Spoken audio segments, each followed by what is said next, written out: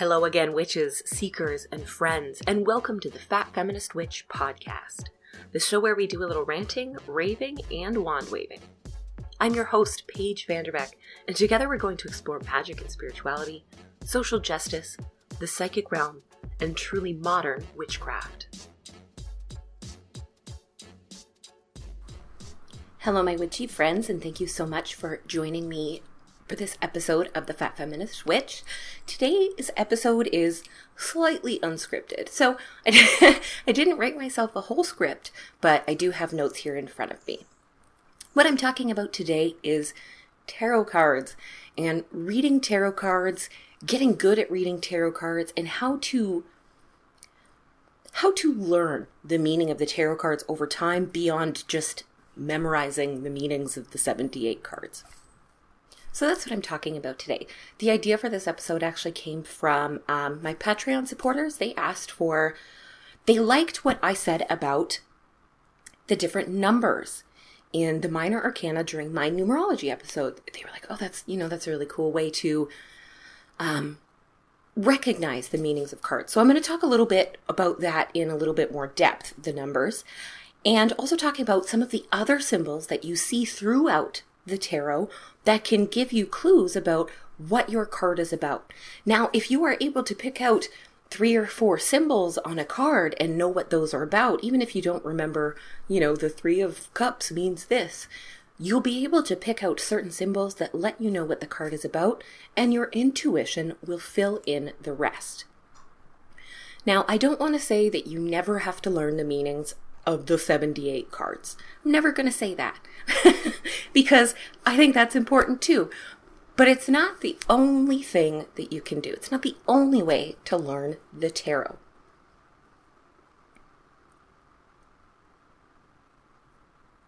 I, of course, did not discover or create all of this by myself. I used a lot of books to help me. I love books about tarot. And I use the books for readings all the time. When I have done professional readings, I'm not doing any right now, but when I have done them in the past, it's not on video. No one sees me. And I often use a book or multiple books because the words trigger my intuition. I read a few words in a sentence and then other things start to come into my mind. So I use a couple of books to help me read in the moment and also to help me have learned the cards over time. So I have a few here that I want to recommend to you guys. And I think altogether, these provide you with enough information about all of the symbols that reading the tarot cards will become a breeze once you be able to recognize them. So here are the cards that I've got with me today. First, I've got The Only Tarot Book That You'll Ever Need by Skye Alexander. This one's great. It's super small. It's only about $10 usually. It's fantastic for $10 especially. But it goes through every single card, upright, reversed, interpretations, some historical meanings, a little bit about each of the symbols. But it also talks about different symbols throughout the entire tarot earlier in the book. So different symbols, different symbolism, different numbers, what they all mean, what the different suits mean, and where all of that came from. This book is also really fantastic because it's written from the perspective of a pagan and a witch. So, as I'll get into a little bit later, sometimes some of the meanings of the cards are a little bit different depending on how you're coming at it and where you're coming from. So, when you're looking for sources, it's good to kind of know where they're coming from. And Skye Alexander is a witch, so a lot of the meanings I found were more applicable to my life than some of the others that I've seen. The next one is Madame Pamita's Magical Tarot, and I've talked about it before, but what I like about this one is, again, it goes through every single card, but she actually points out key symbols in those cards. So what did I just open this to? The 2 of Pentacles, and you see a section, Keys to the Treasure Chest, key symbols, Juggler, red hat, belt, and leggings, ships, 2 pentacles, and waves, and what they all mean. This is really, really cool. I learned a lot about tarot symbolism that I had never read in any other tarot book in this one here. And it really cleared up what a lot of the cards mean based on the things that I could see. It kind of changed the scenes on some cards for me. So I love that.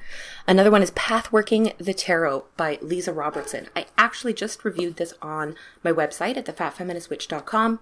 Click on blog and it should come right up.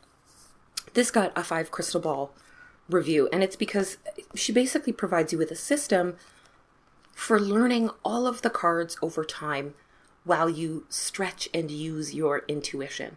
So it's just a really cool way to learn the cards that's not sitting there with flashcards and memorizing meanings, right? You find a lot of personal meanings through this, and I really like that. Another one that I use a lot is Tarot d'Amour. So it's all about tarot, about love and sex and relationships. And it's written by, and I'm serious about this, Kooch Daniels. This book is absolutely fantastic. For every card, it gives you, types of people it represents, types of loving qualities and unloving qualities, types of, even like it goes so far as to say sex acts, types of relationships, if this card represents a person. It's very extensive, and I mean, whenever I'm reading about love or relationships, it really helps me get out of my own head with my own personal feelings about love and relationships, and instead makes me feel a little bit less biased. It gives me a more well-rounded view. And finally, online, when I'm doing tarot readings by myself and I'm really stuck, I will just go into Google and I will look up Biddy Tarot, Biddy Tarot, and look at her interpretations for the cards because they're great. They're 4 or 5 paragraphs long. She looks at the card from multiple different angles. She gives you what it means for certain types of situations, explains the people and the symbols on the card really, really well. So if you're ever in a bind, that's completely free and very quick. So those are the sources through which I got a lot of the tips and tricks that I'm going to give you today.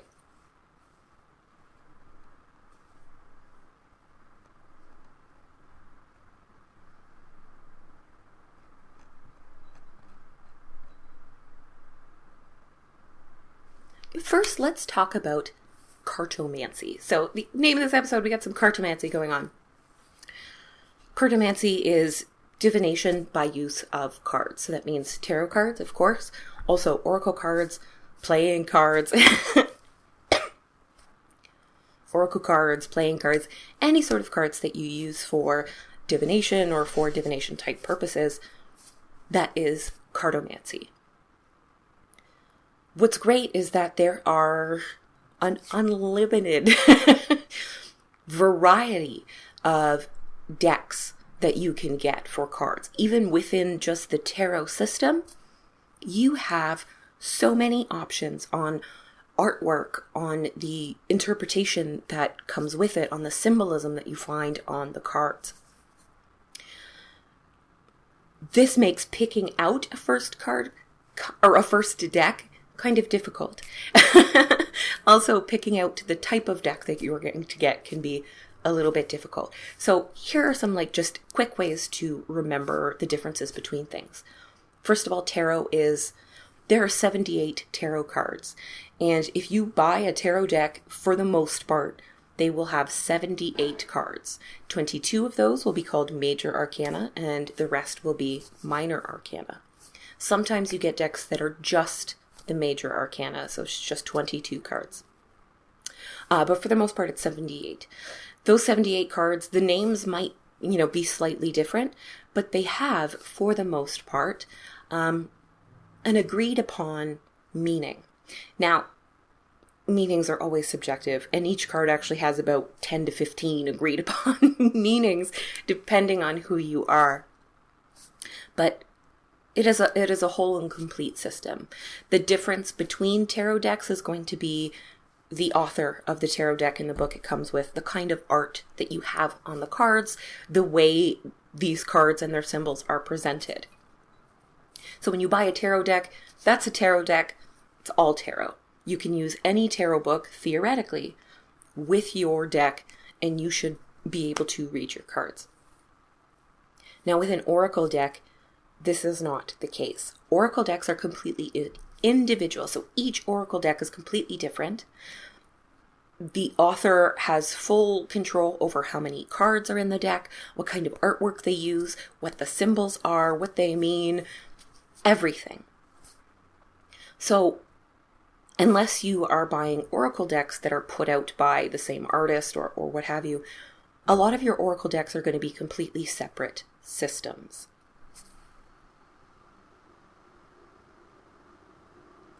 There's no wrong or right or better or worse type of deck to start with. If you are interested in tarot, go for tarot.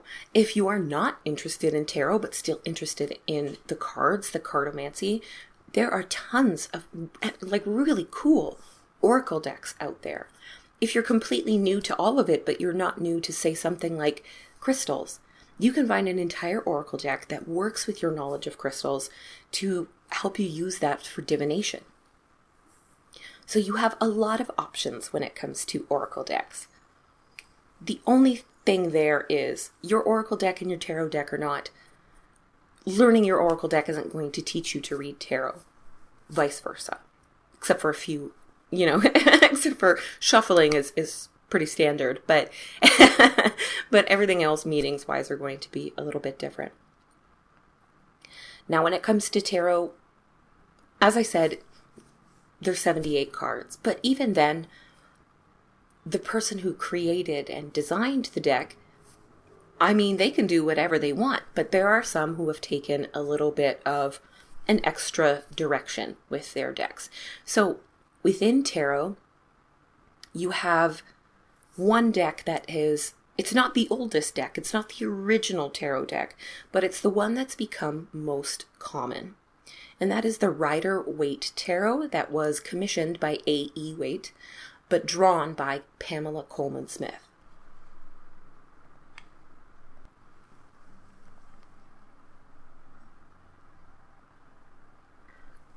As I said, it's not the first or original tarot deck, although a lot of people think it is because it's the most common, and it came out in 1909.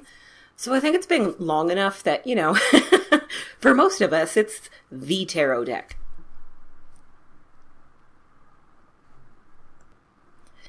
This is also the deck you see in, movie depictions of tarot cards and fortune tellers. And in most tarot books that tell you about the symbolism of tarot cards are specifically talking about the Rider-Waite. And the cards are even printed in the book, and I'll tell you exactly why. It's because the Rider-Waite Tarot images are in the Creative Commons and can be printed completely free. That doesn't mean it's no good. But if you always wonder, how come they always print the original Rider-Waite and never an updated deck? That's why. Now, this deck came out in 1909. So it is a little bit outdated as far as symbolism goes. But the symbolism of that deck is still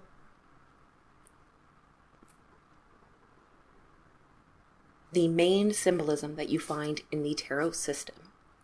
All the decks that I use are either based on the Rider-Waite or are something completely different on their own. An example there is the Herb Crafter's Tarot. It doesn't depict anything similar to the Rider-Waite, right? They're images of herbs and plants. And someone once said that they like it better when they read it as an oracle deck rather than a tarot deck. So rather than looking at the tarot meanings of those cards, they just look at what the plants mean and read it more like an oracle deck. And that was super interesting. So sometimes they totally cross over, but most of the time it's separate. Now I'm just confusing you, and I apologize. So the decks that I use are Rider-Waite style decks. These are the ones that I like the most. And the reason this particular type of tarot deck is so popular is because it was the first one to attribute whole, very fleshed out meanings to every single card in the deck versus just those 22 first major arcana. Pamela Colman Smith designed the rest of the deck, those major arcana cards, based on intuitions and meditations. Like A.E. Waite, she was a follower of the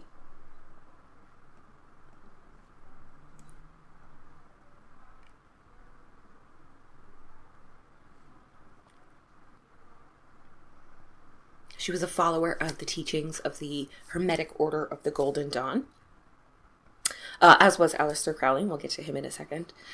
So a lot of the meanings there came from her own occult rituals, from lots of different meanings about astrology and about Kabbalah that were part of the teachings there. And instruction from A.E. Waite, who had commissioned the entire project. Now, Aleister Crowley, who was also a member around the same time, created his own tarot deck, but this wasn't released until way later, even after his death. He created it in the 1940s, and it wasn't published until 1969. So it hasn't been out long, but this is often seen as a totally separate version of the tarot. Crowley did change a lot of things. He changed the names of some of the cards, which changes their meaning to a certain degree.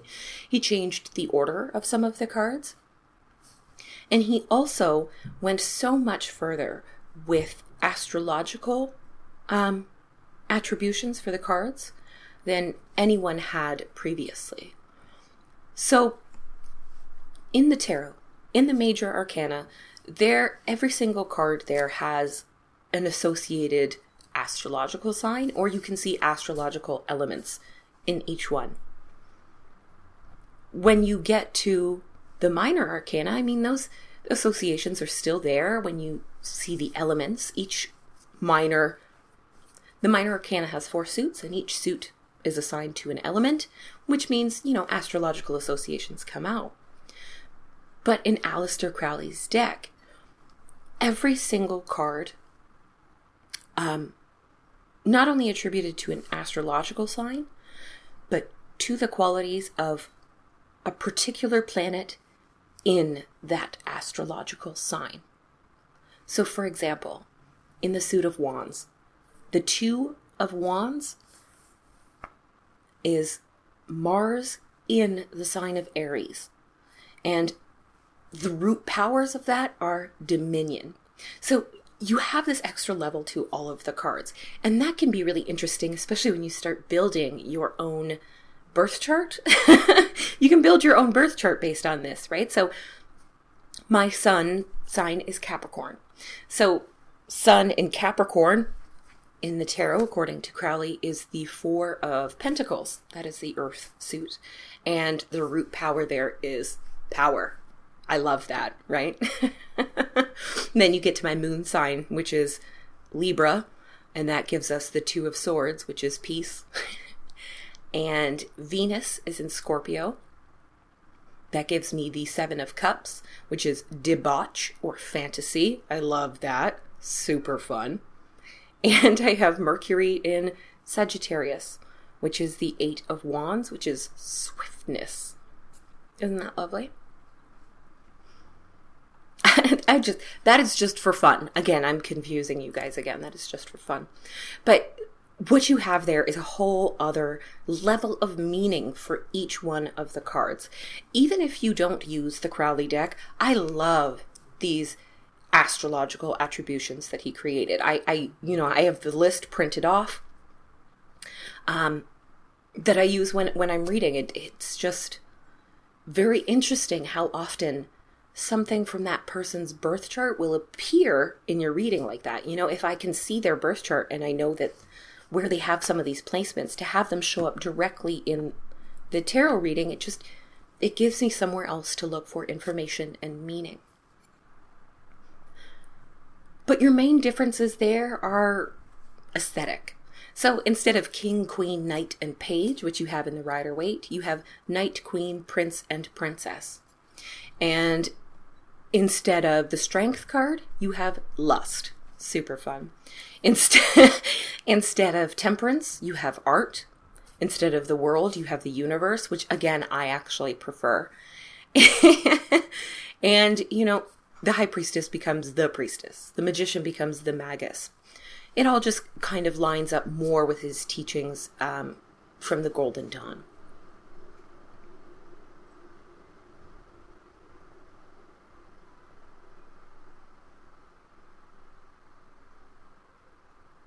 Those are your main differences. Now, if you remember that certain things change, you can absolutely use your Aleister Crowley book of thought tarot deck with a regular book for the tarot meanings. You just have to remember that some things are a little bit different and adjust what you're reading accordingly.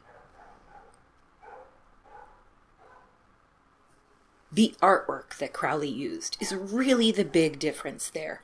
The symbols are different, the cards are different, the scenes depicted on them are completely different. What that means is today, when I explain to you, symbolism in the tarot, I'm talking about symbolism in decks based on the Rider-Waite. Now, I would love to go into symbolism in the Crowley deck, but that is something you have to study a little bit more to understand. I have never been very involved in occultism, occultism in the way that Aleister Crowley was. These high magic, ceremonial magic type traditions. I've never been involved with them. So as far as knowledge goes, I'm in the dark. I just have cursory knowledge there. So I could not sit here and explain to you everything about the Crowley deck because it requires a little bit of extra reading. Now, if you look at those cards and they just make perfect sense to you and they're absolutely fantastic, people who read with that deck absolutely love it and swear by it. The artwork is really interesting, super colorful, and totally different. It's just not my style. So I mainly read with the Rider-Waite. Now, I don't use the original version. It's too hard on the eyes, and it's full of white people.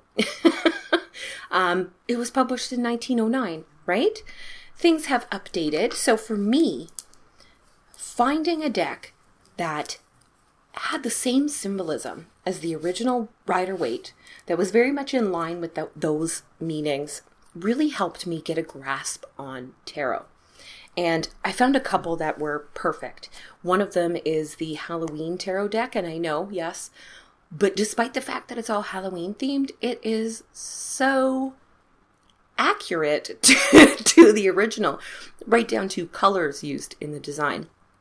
Very cool.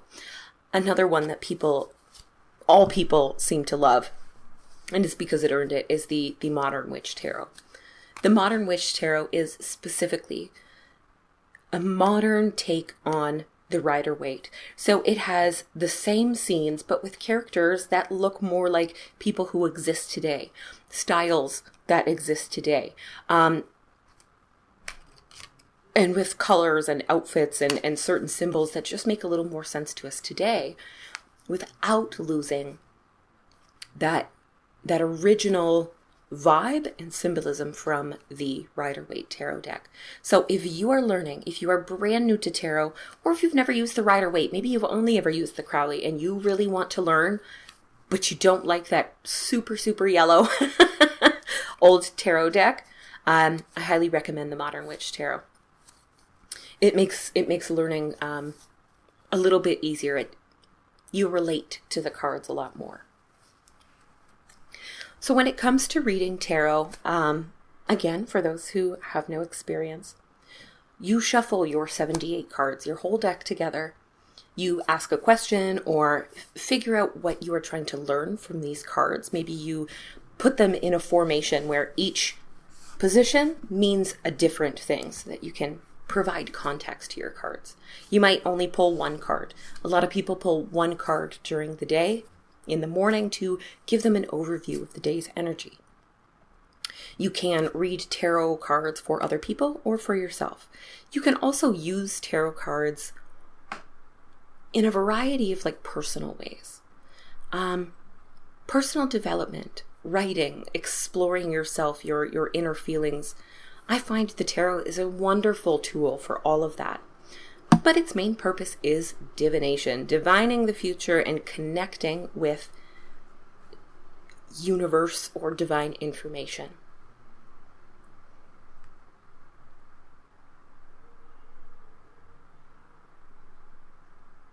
When you pull out your cards, let's say you pull out 3 cards in your reading, what you're looking at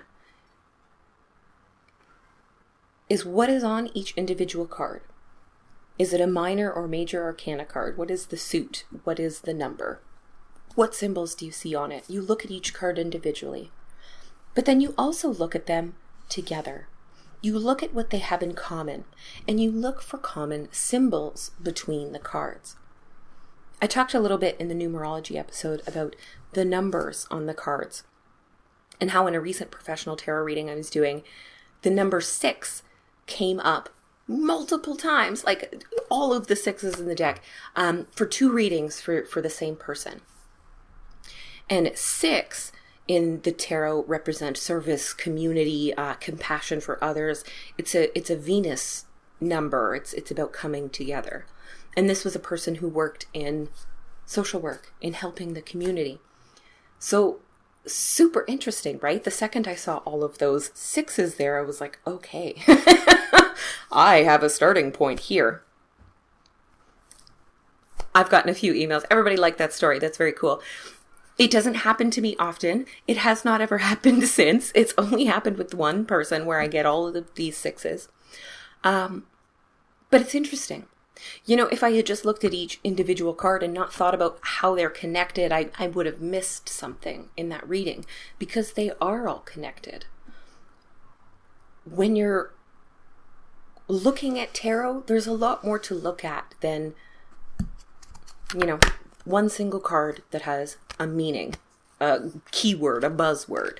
It's not like that. It's not like flashcards, you know. It's not like we're learning the periodic table here and you just have to learn the name and the symbol. There is a little bit more to it. But a lot of that more to it is time, is experience, is intuition. So let's talk about some of the symbols that we see right on the cards, and then we'll talk about how your intuition fills in the blanks after that. Let's start with those numbers. Everybody loved that section of the numerology episode. Actually, you guys all seem to like that episode in general. I'm really glad. I thought it was very interesting, so I'm glad you guys did too. In the tarot, every single card has a number. Your major arcana is numbered 0 through 21, and your minor arcana is comprised of 4 suits, and within each suit you have ace or 1 through 10, plus you have court cards, which is your page, your knight, your king, and your queen. In the major arcana, oftentimes it's presented as the journey of one character, you know, the journey through life, the universal human spiritual experience, the fool's journey. So you start at 0 and, you know, as you get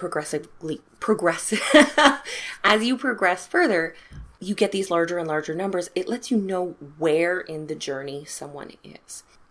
Then we have the minor arcana. And, you know, in each suit we have 1 through 10. Aces or 1s represent new beginnings. And there's also this element of a gift from the universe, or a yes from the universe. 2s are about unity and partnerships, also balance.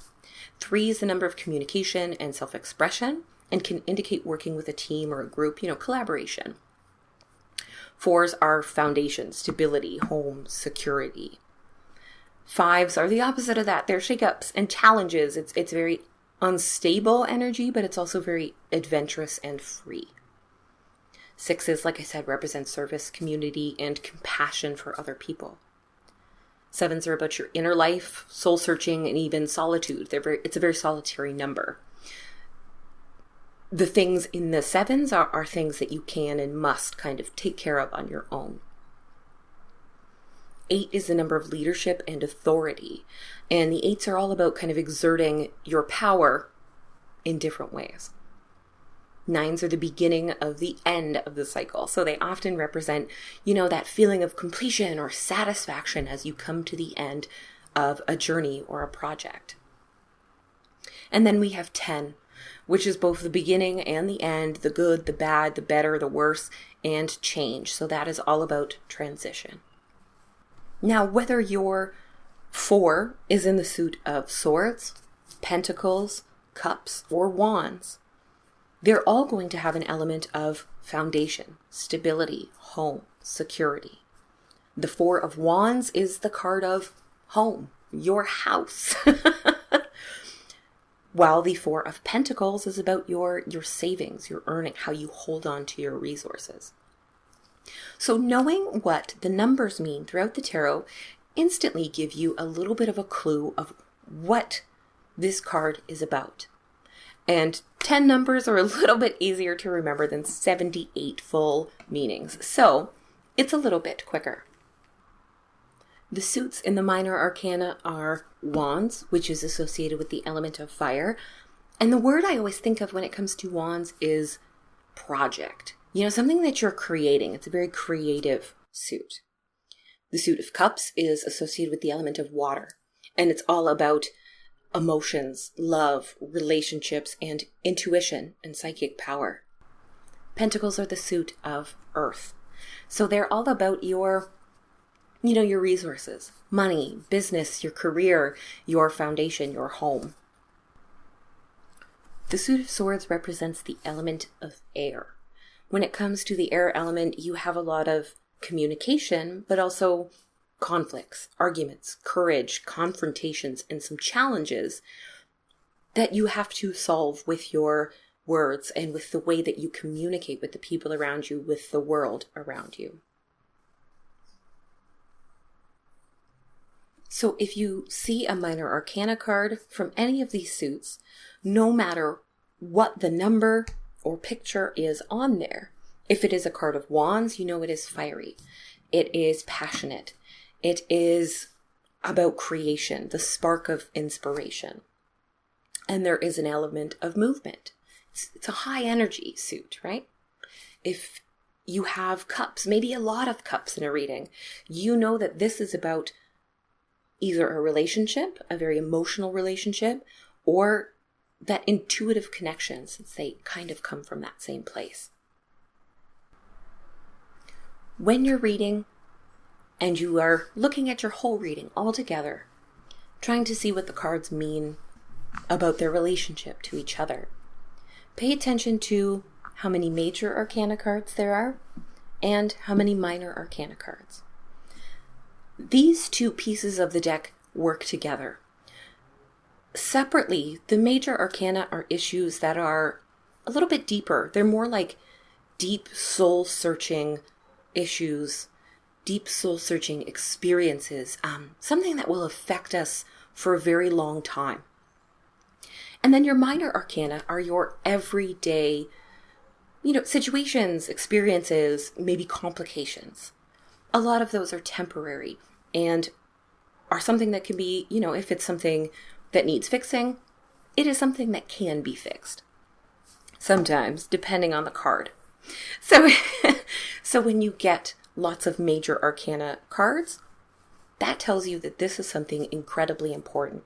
This is something that will affect the person you're reading for down to their core. When you get lots of minor arcana cards, you see, okay, these are the things that you are going to have to deal with in your day-to-day life or to correct a material world situation that's going on. You always read with both parts of the deck because that's what humanity is. It's some of it is very spiritual, very deep, very soulful, and some of what we do is just day-to-day drudgery, and that's just life, But that's not to say that the minor arcana cards aren't important, that they don't deliver really valuable messages.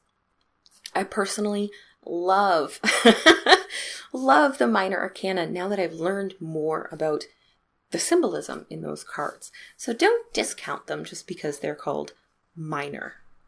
Let's talk about one of my favorite types of symbols in the tarot deck. And I like this because it changes. It changes with every deck. And that is color. The colors used in the design of the deck. Now, as I said, there are as many tarot decks out there as you can possibly imagine, with all types of artwork. Everything from, monochromatic black and white pure symbolism to, full scenes to real pictures of real people, aliens, animals, you name it. But when you look at a deck that is based on the original Rider-Waite, you have lots of people and lots of background, lots of scenery, Lots of tools because you have your cups, your pentacles, your wands and swords. And the whole deck is very colorful. Now, the original makes great use of the color yellow, like eye-blinding yellow. What's nice about that is that yellow represents good luck, happiness, communication, and victory in the tarot. So that's why it was used so much in so many of those cards. It's a very good color, but it's not so easy on the eyes. It's not so easy on the eyes. So that's why I like the Modern Witch Tarot, and also, surprisingly, the Halloween Tarot. I found that a lot of the individual color symbols were transferred right to the Halloween Tarot. So in a card where someone was wearing a red tunic, you would find, a red tunic or a red pair of pants or something in that Halloween Tarot card. Interesting, right? The meanings of colors in the tarot, you can find them in the only tarot book you'll ever need, but also Madame Pamita's Magical Tarot. And this is interesting. So for a few cards, for many cards, she will point out specific colored objects in the design of the card and tell you what they mean. Very interesting.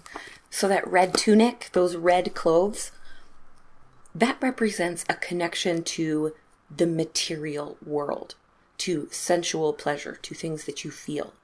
When you see red throughout the tarot, you can think of that. Also, bravery, success, passion. If it's burgundy or something with a lot of brown in it, it's more, practical, but proactive. Red can, of course, also represent sex and sensual pleasure at the same time. Green is growth, gain, getting stuff coming in, vitality and new beginnings. Blue represents peace, emotions, intuition, and psychic power. If it's a lighter blue, this is things like peace, tranquility, and healing. Sometimes it can also be communication. If it's kind of like a grayish blue, I find represents communication, probably because it's throughout the swords suit a lot.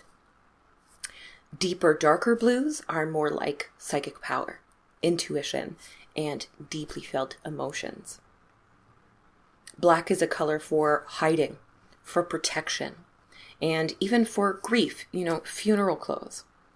It can also represent throughout the tarot deck fear of the unknown.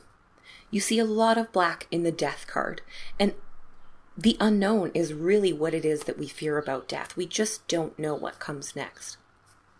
So when you see black in other cards, in cards like the Eight of Cups that, are telling you that it's time to turn away from something, the black is hiding you. It's protecting you.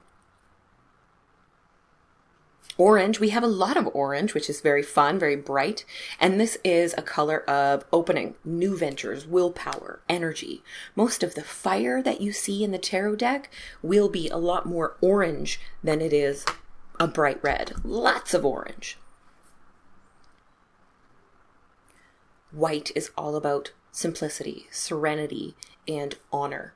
But it's also very spiritual. Just like the color purple. When you see purple in your tarot deck, that is a symbol of spirituality, of psychic power, of connection to the divine. Silver is much the same way, but just a little bit more toned down. When you get to colors like gray, you have ambiguity, gray areas. And this also represents the non-material world. So it's kind of the opposite of the red there.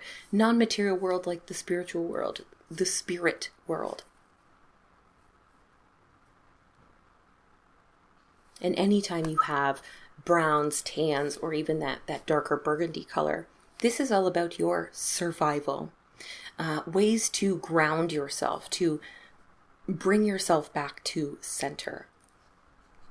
So when you look at your cards, examine the colors that you have throughout the design on the card. So I just let's pull out a random one here. I will shuffle it a little bit.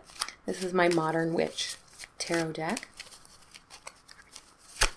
What do we have here? We have the Two of Cups. How cute. The Two of Cups. So this is a water-based card. Obviously, cups is water. So there is a lot of blue. We have two figures both wearing combination of blue and white. So not only do we have this very peaceful, tranquil, emotional image, but we also have this element of spirituality, of spiritual connection. There's also lots of pink throughout here. So if red is, passion, sensuality, sex, pink is your toned down version of that. Love, compassion, an emotional connection with another person. And then we have this bright lion's head and the sand in this bright and vibrant yellow. This is a very happy card. It's all about bringing two people together. So just looking at the colors here, you get a lot about the meaning of this card. I know from experience that anxiety, fear, and depression can keep you from manifesting your most magical life on the best of days, and witches, these days are not the best. That's why if you're struggling or feeling lost, I want you to consider reaching out to a professional licensed therapist through BetterHelp. Within 24 hours, they'll assess your needs and match you with a therapist that is specially trained to deal with everything from depression and anxiety to grief, conflicts at home, and even sexuality and gender across the spectrum. It's all online, so there's no awkward social distancing in the waiting room. You're in the comfort and safety of home. You can message your therapist anytime and schedule weekly audio or video chat sessions. The service is available worldwide. It's more affordable than in-person therapy, and they offer financial aid to those who need it. Lately, so many people have been reaching out that BetterHelp is actually recruiting more counselors in all 50 states right now. I want you to manifest the life of your dreams, starting today. As a listener, you can get 10% off your first month by visiting betterhelp.com/fatfeministwitch. Join over 1 million people taking charge of their mental health. Again, that's BetterHelp, HELP.com/fatfeministwitch.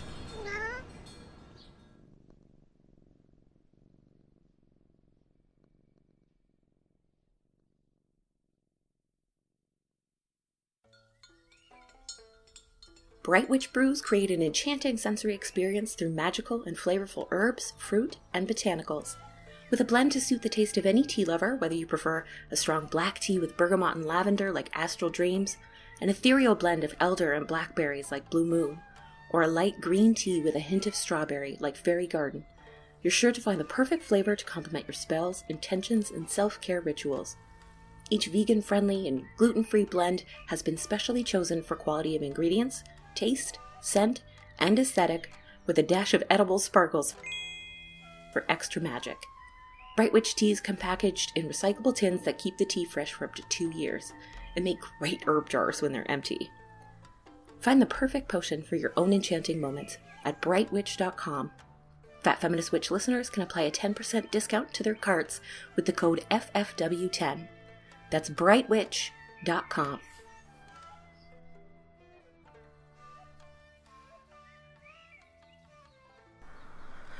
Before we get back to our episode, I just want to say a little bit about Bright Witch Brews, the tea.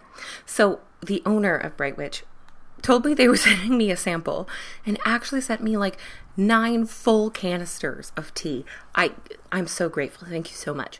I don't drink a lot of tea, right? When I do drink tea, it's got to be really flavorful and I savor it. So I've only tried 4 so far, but I want to tell you guys a little bit about them. So we have Ritual at Dawn and Ritual at Dusk, these two that kind of match. And these are both, I hope I'm saying this right, rooibos, lovely, tea. And at dawn, we have it combined with rosehip, rose, lavender, elderberry, and currants. So nice. It's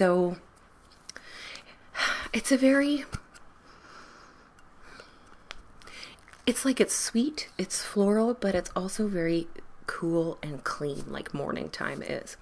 And then Ritual at Dusk is the rooibos with the cinnamon, ginger, and orange. It's so warm. This one is really decadent. If you put a little bit of milk into it, it's just, because the rooibos has a bit of a vanilla flavor to it, I think, anyways. So those have been really, really nice. Summer Solstice, which is organic black tea, peach, apricot, and florals like calendula. It's awesome. I love peach tea. But I think, I had it hot. I think this would be a killer iced tea. And it's called Summer Solstice. So I can see myself drinking this a lot throughout the summer. The peach and apricot smell when you open this is like I can taste it. It's so summery and intoxicating.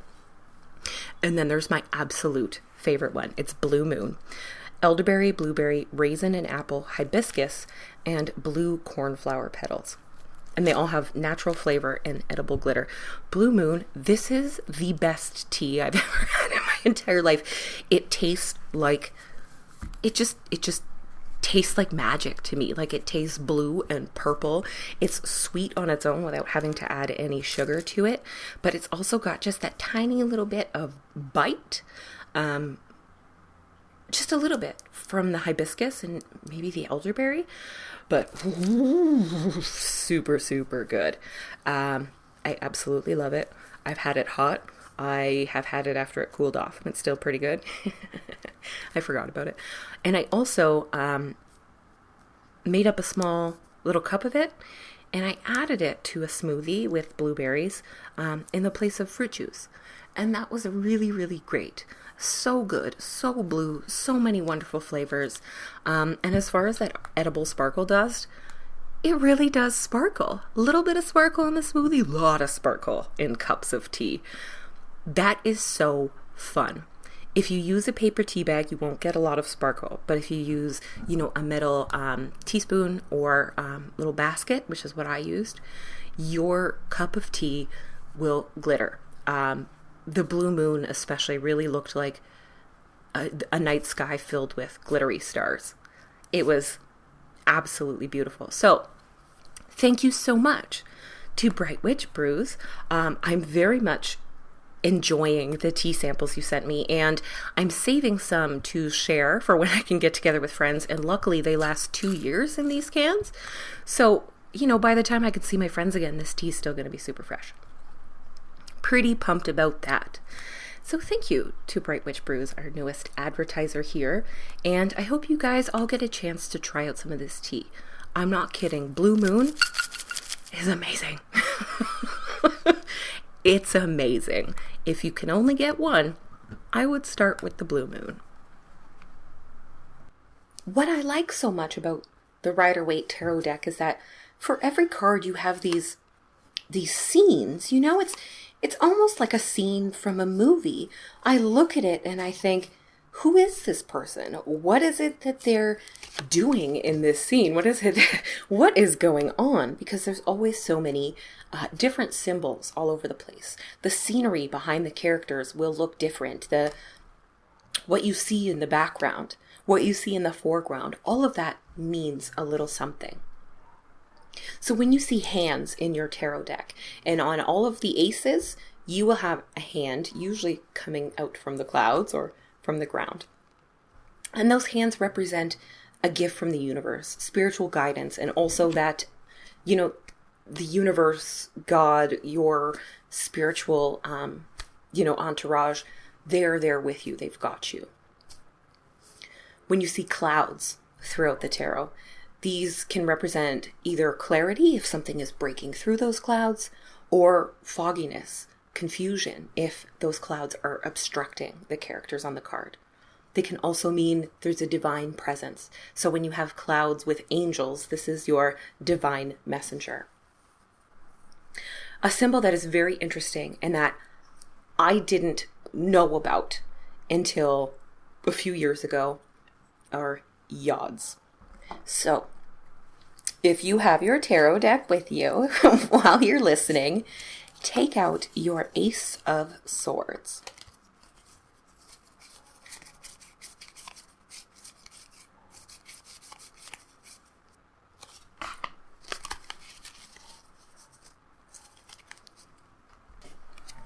Okay, so in the Ace of Swords, you have a hand coming out from the clouds, a shining hand, holding the sword. It's very Excalibur, right? And on either side of the blade, you have what looks like teeny tiny little flames raining down. Now, although for most people, the suit of swords is related to air, many people, they switch swords and wands is an air tool while swords are a fire tool. Honestly, there are very good reasons both ways, but I stick with the more traditional meaning.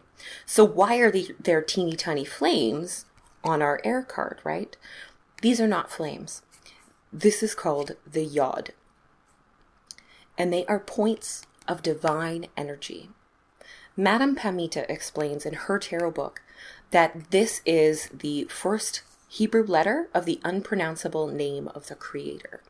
So in Kabbalah, it represents a blessing, and an even number, like you see here, you might have 6 or even 8 yods on the sides of your sword. It represents divine harmony. You can find the yod throughout the tarot deck. I believe it also shows up on the moon card in the major arcana. And that is always the presence of the divine. There's lots of horses in the tarot. Lots of horses. And the horses are actually kind of interesting. Now, in the original Rider-Waite, every single horse in the deck was white. And all of them were facing towards the right, which is, theoretically forward.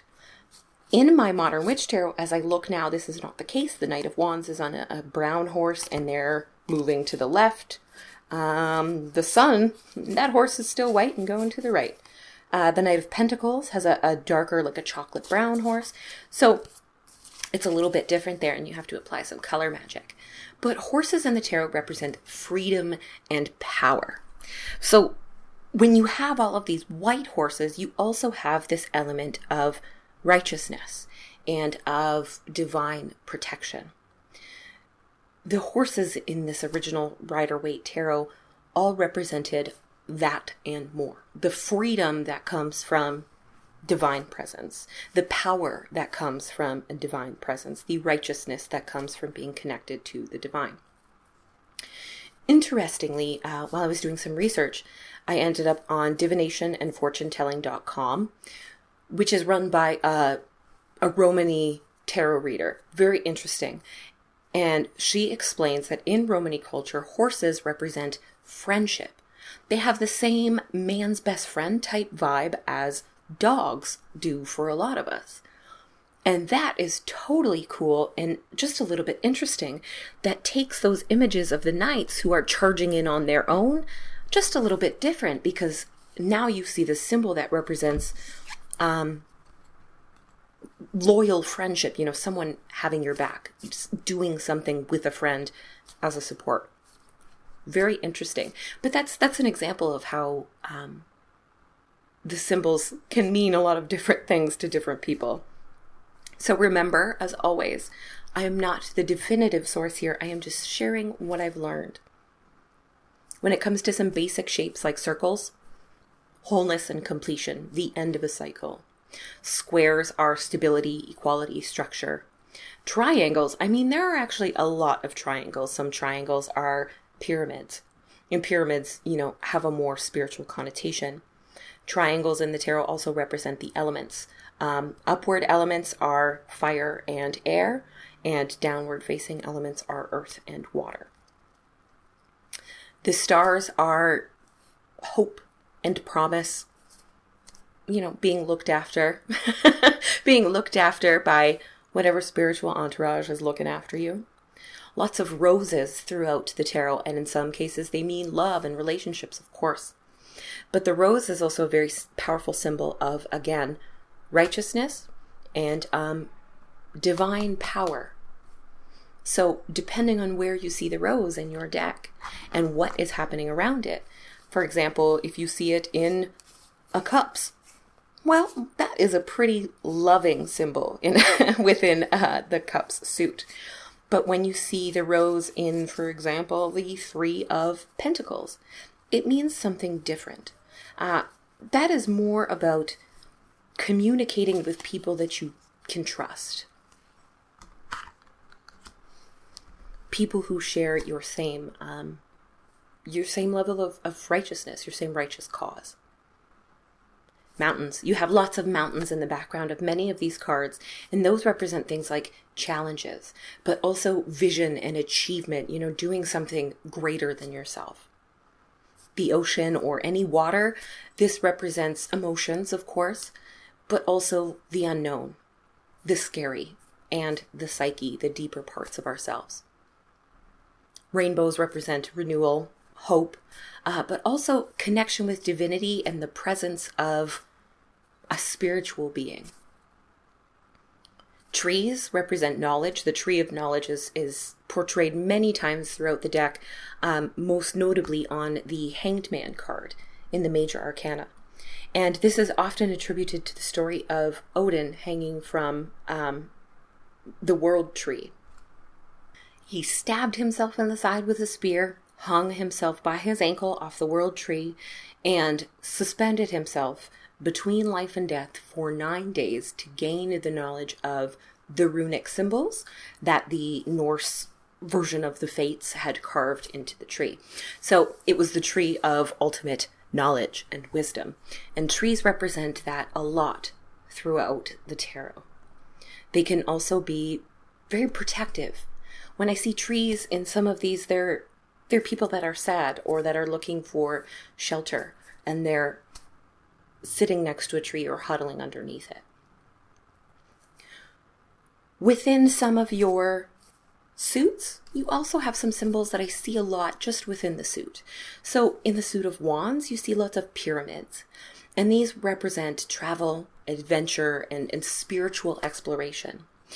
There is an element of spirituality. A lot of the wands as a fire suit are associated with the sign of Sagittarius, which is not just fiery, but it's also obsessed with culture, with travel, with spiritual exploration, with learning new things from all over the world.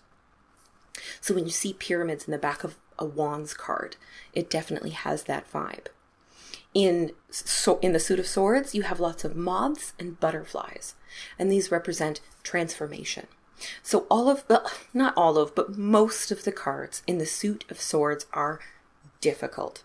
They're about lost love, grief, anxiety, even nightmares. But they all lead to powerful transformation. It's all necessary. Tragedy, I guess you could say. And the moths and the butterflies, they represent that coming up out of the cocoon, something totally new. In Pentacles, you see lots of cities in the distance. Lots of cities versus the pyramids or the mountains that you see in some of the other ones. You see specifically big concrete cities. And that is a symbol of building yourself up, building something new, innovation, material security. And in the suit of Cups, you see lots of flowers. You see lots of flowers. And much like the symbol of cups in general, they're thought of to be a symbol of femininity. So you see that a lot throughout the cups.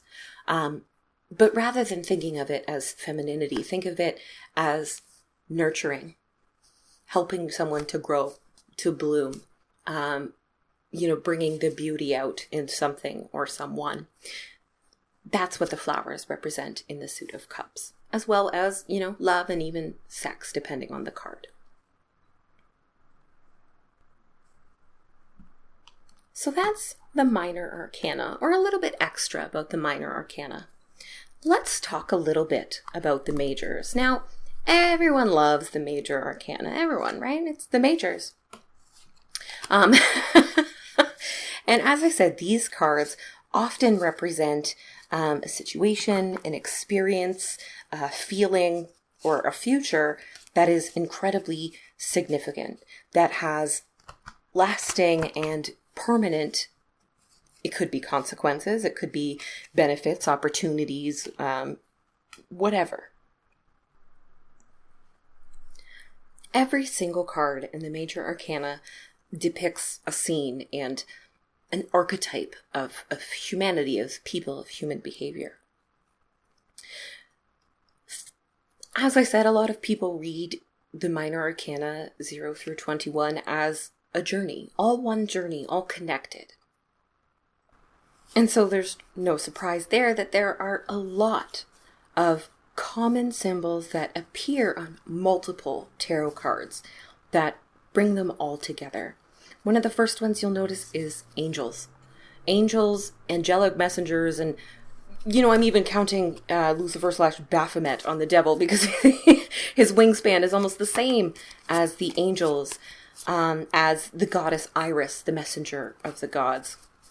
So you see these winged beings, and what they represent is inspiration, and also listening either to your inner voice, your intuition, or to the divine. Right away, it tells you that the major arcana is more spiritual in nature than anything that you find in the minor arcana.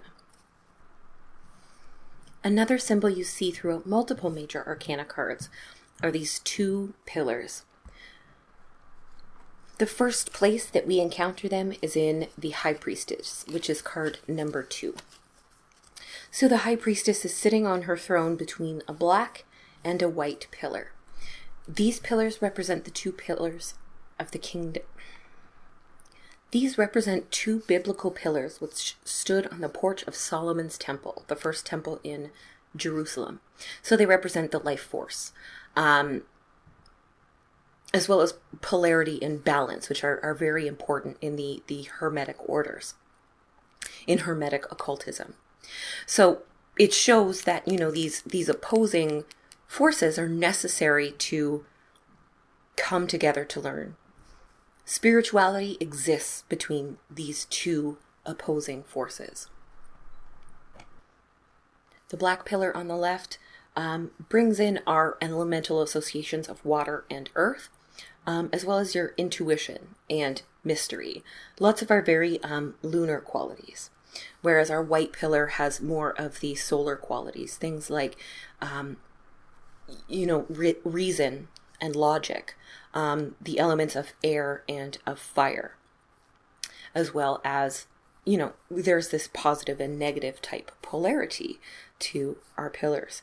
So to access true spirituality, you have to be willing to bring all of these forces together and keep them in balance.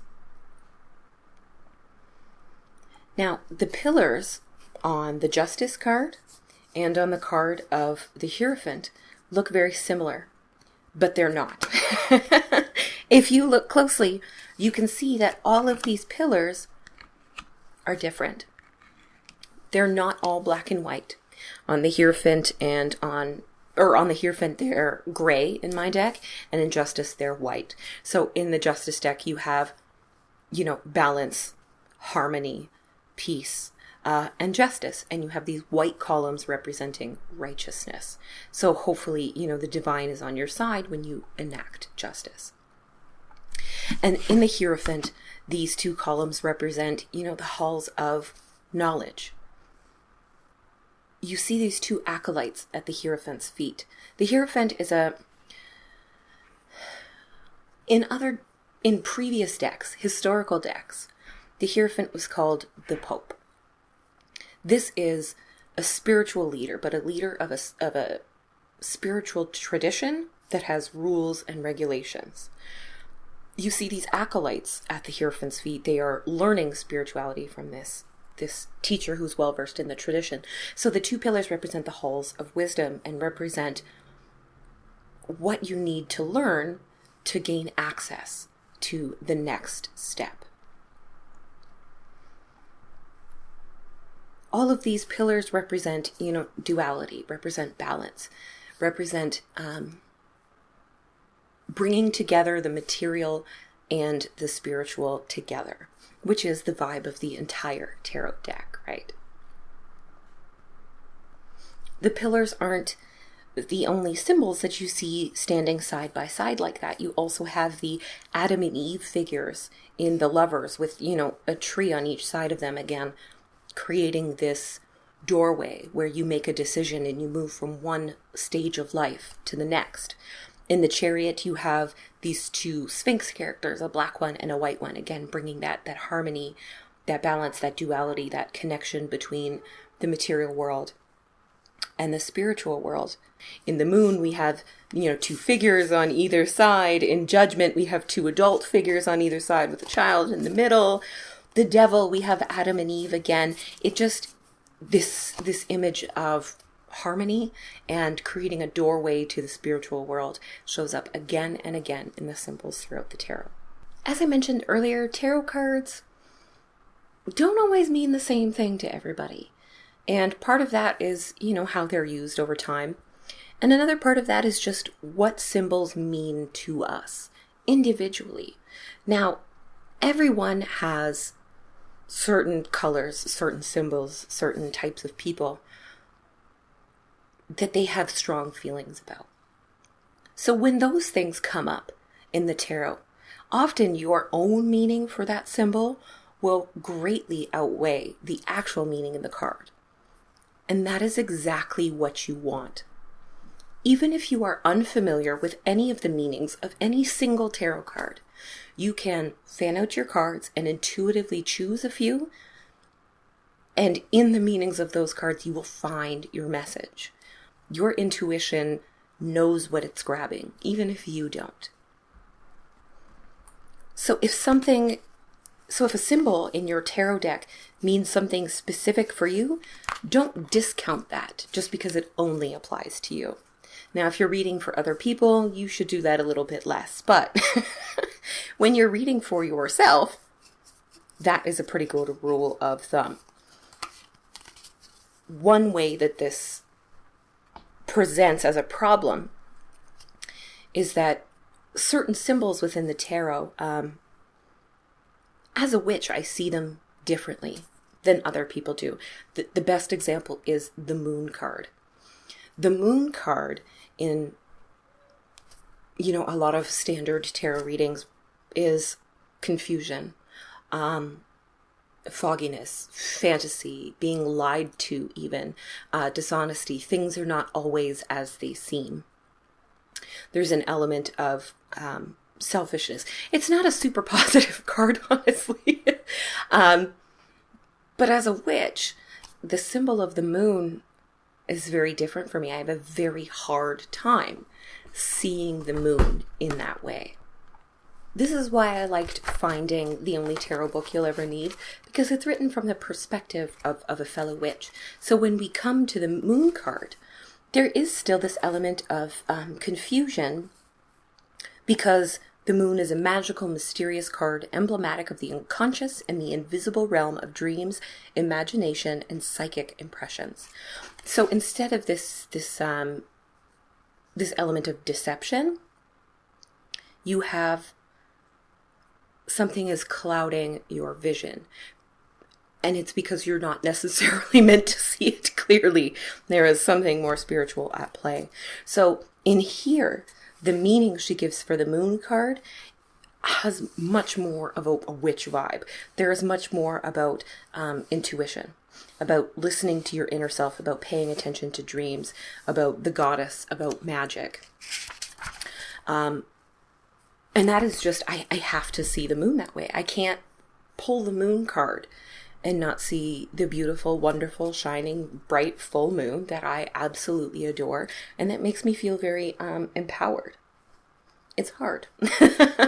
So different symbols may mean different things to you depending on what, tradition you are in, what kind of life you lead, and, any sort of personal associations or experiences with symbols or with colors. That can happen all throughout reading your tarot, which is why it's a really good idea to make little notes. If a card means something to you, when you look at it, like right away, you get a meaning in your head, stick with that. Write that down. Follow that string. I make notes in most of my tarot books about meanings that come up a lot with certain cards. The Eight of Wands is a card that kind of stalked me for a little bit. I always got it in my readings. And it's all about movement, change, swift change. And I was getting ready to move away. Of course, with wands, there is always the element, that element of travel, of adventure. So leading up to moving away, I kept getting the Eight of Wands, the Eight of Wands, the Eight of Wands. The Eight of Wands isn't a negative card, but it's not an overly positive card either. And that was a super difficult situation. And I really was rushing into it when I should have been giving it a little more thought. I wish I had taken that advice, Eight of Wands. But I often think of that now. So even if that's not the meaning of the card, I often think, uh-oh, are you rushing into, a situation that you might not want to? Are you moving right now? Is that something you're considering if I'm reading for somebody else? Likewise, when I pull a card like the Magician, the High Priestess, the Hierophant, the Hermit, I know for an actual fact that it's time for me to do a little bit of witchcraft. With the Magician, I focus on real, dressing up a candle, something I do physically with my hands, incorporating all the elements. With the High Priestess, that's just a little bit more meditative. With the Hierophant, it's time for me to learn something new and to follow, an established path, or to break away from that because I know enough. The Moon, likewise, if that comes up and there is any sort of significant moon phase coming up, I will instantly pay attention and factor that into the reading, what that moon actually means. So no matter what card you pull, you can see different symbols here. If you have no idea what the card means, but you know what some of these colors, what some of these symbols, what these numbers mean, you can get almost just as much out of your card as you would if you were reading the companion book. Of course, you still have to try to understand the meanings of the 78 cards. I have found that doing it in a flashcard kind of way, where you try to memorize, a few keywords about each card, is not incredibly helpful. Because you'll memorize, 3 keywords that all make perfect sense until you get that card into a reading. And the context makes none of those words make sense. That's when you have a little bit of a problem. Now, just like, if symbols or colors have personal meanings to you, creating personal experiences with the cards can help you learn them over time. Now, that means do readings. Keep practicing. Even if you're using the book, keep using the book. The more you do it, the better you get at it. But if you want a system and a book to guide you, check out Pathworking the Tarot by Leeza Robertson. It's not a very large book. It's 199 pages, so it's not very long. But what this book is it takes you through every single card, and it leads you on a pathworking journey. In Pathworking the Tarot, a lot of this is journaling, so be prepared, but she gives you 3 different ways of learning about and connecting with the energy of every single one of your cards. First is intentional. So if you go through and you say, I want to, pull out the Moon card, that is the card I need right now. You can go here and what does the moon mean if I have pulled it intentionally from the deck? And how can I work with that further? And she leads you through a little exercise about gravity about gratitude gravity. And she leads you through an exercise and a meditation on gratitude that you can do, between the phases of the new and the full moon. If you had chosen that card intuitively, you have an exercise with a dream journal. And if you'd gone the third way, which is wandering, you would be taking a walk outside, if possible. I love this one because you're literally wandering around in the moonlight and just kind of soaking up everything around you. So she gives you these 3 different ways to explore the card, depending on how you've come to it and what ways you learn, what ways you absorb information. Some of us learn information by, studying, making a study guide, following those flashcards. Other people learn by winging it, just reading and hoping it comes back sometimes, or following their instinct. And then some of us, like me, need a way to clear their mind so that it can do the wandering for me. Walking helps me a lot. Bike riding too, if I have a bike. But doing something physical, it gets rid of any sort of excess physical energy. It keeps my mind just busy enough to keep me putting one foot in front of the other on the sidewalk and not wandering into traffic. But it leaves my mind space to wander on its own, outside of my control. It can go to natural places. It can connect to spiritual information. So the wandering portion of Pathworking the Tarot, I found just incredibly interesting. You can do any card at any time. You can pull one card in the morning and do your pathworking. You can do a reading for yourself and use this book to journal through your reading. And actually there's kind of a specific way to do it, but she does explain it here in the back of the book. I found the whole book really, really helpful, really friendly, very encouraging. It's like she was, pushing me forward, like, this is great, you've got this, now let's go on to the next thing, let's learn the next thing. Something else I liked is when she got to the minor arcana, rather than, giving you all the wands cards, all the pentacles cards, etc., she divides each by number. So this is what all the twos mean. This is how the energy of two, which is balance and relationship and coming together, unity.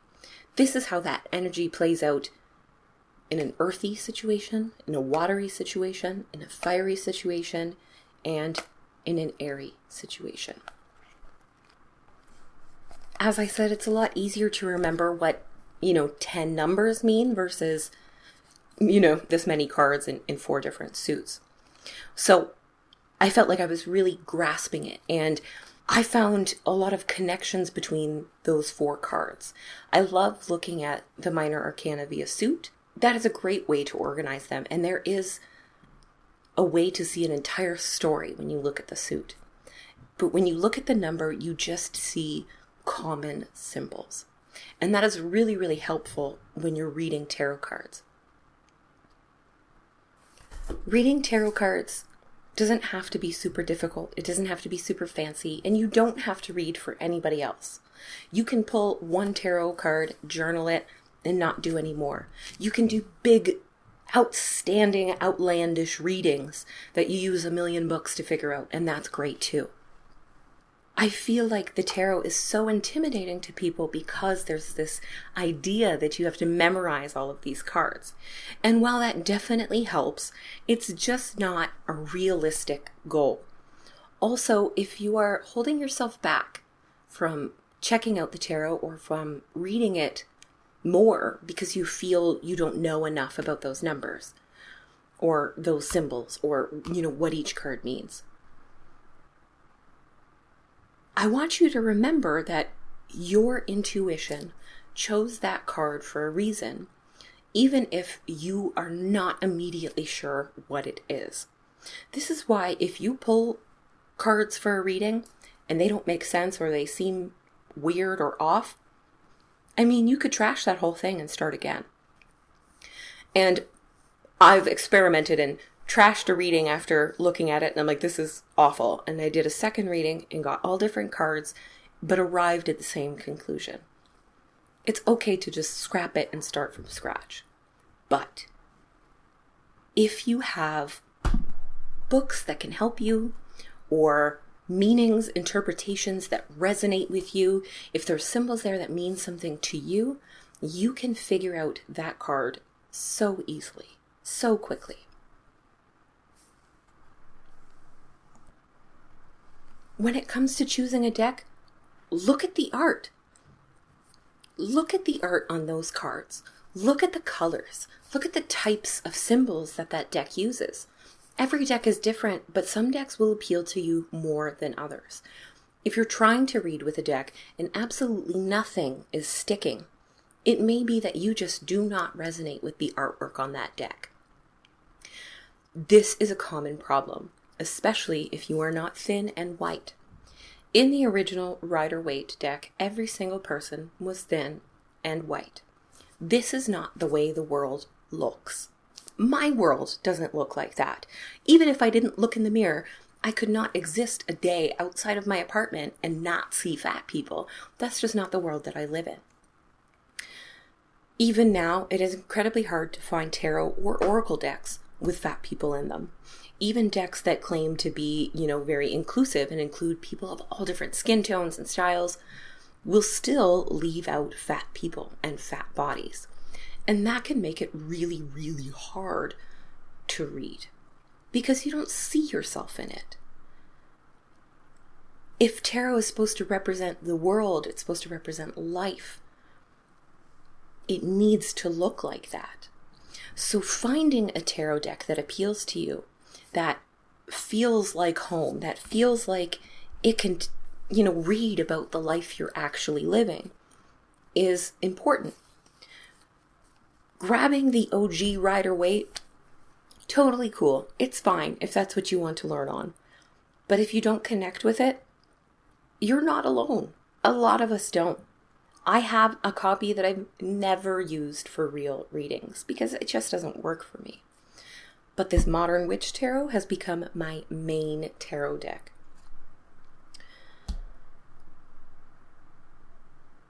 How hard it is to find fat people in tarot is like something I've noticed a lot. And not just tarot, but in oracle decks as well. So the nice thing about the Modern Witch Tarot is there is a little bit of variety in the body types that you see. You don't see outright fully detailed fat people with rolls, but you do see people of varying sizes. That helps. In other decks that I've purchased, there is no size difference in any of the bodies anywhere. Not just tarot decks, oracle decks as well.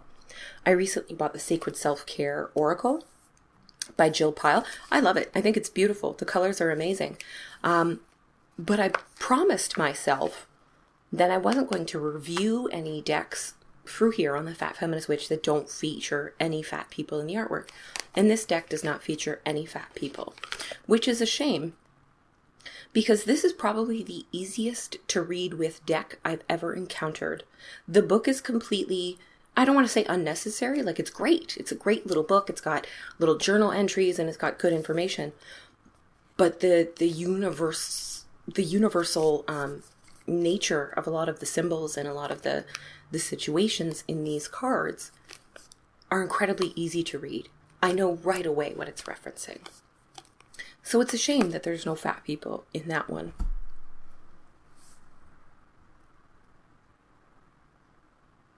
Fortunately, oracle decks are all completely different. You can find oracle decks with no people in them whatsoever. So lots of animal-based oracle decks, crystal-based oracle decks. But if you want one that does have some differences in body shape, in skin color, and that applies to your real life, your everyday life, with some symbolism that's pretty easy to read, to figure out without the book, check out the Believe in Your Own Magic Oracle deck by Amanda Lovelace. So she is a poet. She's written a few books. Even if you haven't read them, I'm sure you've seen them, where it's like the princess saves herself in this one, or something like that. The witch doesn't burn in this one. Someone on Twitter, a few people on Twitter actually, recommended I check this deck out because there are quite a few fat people. And they were right. Not only are there fat people, but we have, a dragon slaying warrior woman with a prosthetic leg. We have people in all sorts of situations. We have people in all sorts of body types. We have them, swimming, laying down, sitting, hanging with friends, practicing witchcraft. There are fat mermaids. fat witches, fat girls surrounded by flowers or sitting on the beach. And it's just, I absolutely love the artwork. And again, I found I don't necessarily need the book to read it because they're just such great, simple messages. For example, one that has a fat girl on it that I think is super cute. She's like walking on water, but she's dancing on the water. There are birds everywhere. There's a little castle in the distance. She's on the ocean. And the card is called Mirror. And the message is, treat your body like the palace it is. And this is very clear. You have this beautiful fat girl dancing and reveling in her own beauty and power, walking on water here. And you can see her reflection a little bit. It's take notice of how beautiful you are, of how wonderful you are, and treat your body accordingly. Super simple. So, believe in your own magic, Oracle deck. So far, I really recommend checking it out. Okay, witches. These are all of my tips and tricks and little symbols to help you confidently read your cards. I hope that what you take away from this is, of course, the meanings of a lot of these symbols and colors, but more that you don't have to worry so much about how much you know about the tarot or an oracle deck going in to read it, to practice with it, to get valuable information out of it. You can use the tarot deck and never memorize any of the meanings, and you will still, as long as you are trusting your intuition, your inner voice, and you're, keeping track of the messages that come through, you can get incredibly accurate readings. What matters is that you find artwork, pictures, colors, symbols that trigger your thought process, that trigger your intuition, get you thinking with both, your mind's eye and your regular mind. There are tons of ways that you can learn about each of the cards, and a lot of them are ways that help you develop yourself and your own powers through journaling, like the Pathworking through the Tarot. And there are lots of different ways to read these symbols. Just because someone says, this is what this card means, doesn't necessarily mean that is the be-all, end-all meaning. So if it doesn't resonate with you, do some research. Find books that work for you, or guides, whether it's online or a book or just a tarot guide. Find something where you can use just that guide to tell you what every card in a reading means. Don't be looking at multiple guides for a single reading if you can help it. Try to stick with that train of thought. Always works for me. And don't be ashamed of using the books. I like the books. I love books, and I don't feel stupid looking into a book. I feel like this is what I'm supposed to be doing, I found books that work for me. Tarot d'Amour is the only one that is very specific, but it's never steered me wrong, and it makes a lot of sense when I read through the meanings. But these other books I mentioned, The Only Tarot Book You'll Ever Need, Madame Pamita's Magical Tarot, and Pathworking the Tarot, all of them have brought so much context and, understanding to my readings since I started using them. And I'm super grateful for that. And, even if I do professional readings again, I'm not going to be throwing out the books and never use them, because that information is wonderful. And I feel when I see the words and I read the sentences in that book, it triggers my own intuition. Even after reading a sentence in the book, that is not necessarily the message I take from it. Sometimes, I've gotten something just slightly different in my own intuitive mind. But I know that works for me, so I stick with it. That is really what it comes down to with tarot. Stick with it, give it time, and allow yourself to really have fun with the artwork, with the symbols. Find something that really, really resonates with you.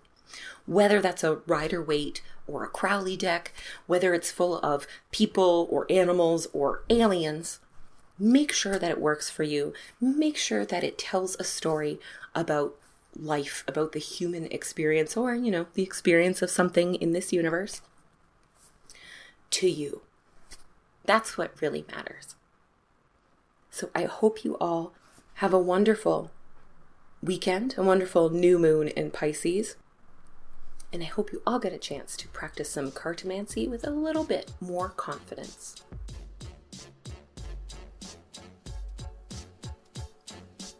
To learn more about me or the Fat Feminist Witch podcast, check out my website at thefatfeministwitch.com or find me on Twitter, Instagram, or Facebook. If you like the content that you're hearing here on the Fat Feminist Witch, you can also find similar content in my books Green Witchcraft and the Grimoire Journal. Both books are written for witches of all skill levels to help you begin a relationship with the planet, deepen the one that you have, and craft a very personal magical practice. I'm really excited to announce that Green Witchcraft is being released this year, June 1st, 2021, in Spanish. So look out for Brujeria Verde in June. I'm very excited for that. If you want to support the show financially, make sure it stays on the air. You can go to my website and make a one-time donation by clicking the Buy Me a Coffee button, or you can join my private monthly membership group at patreon.com/thefatfeministwitch. If you have a witchy product, service, or publication and you want to reach a magical audience, you can advertise here on the show. Just go to advertisecast.com/thefatfeministwitch to get started.